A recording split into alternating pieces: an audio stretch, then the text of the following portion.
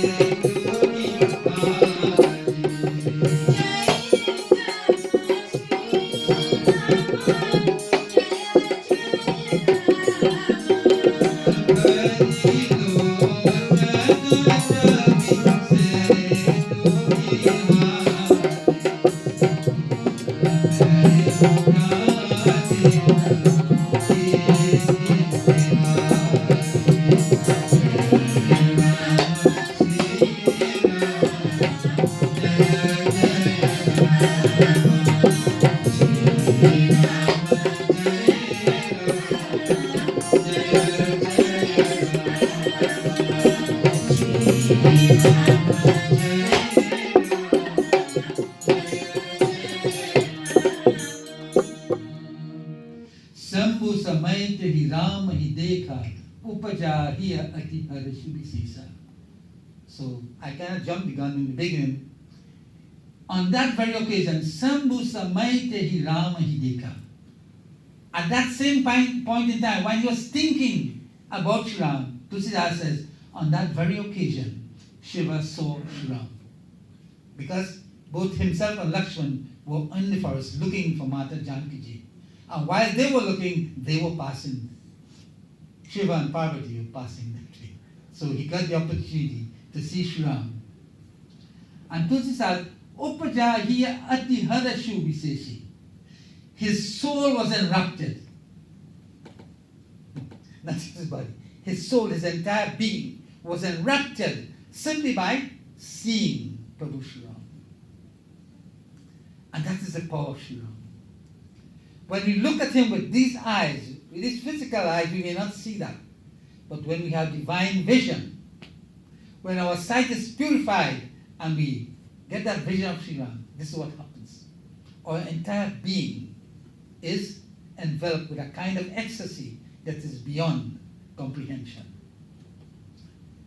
He says, Bhari lochan chabi sindhu nihari. Bhari lochan. His eyes became filled with tears.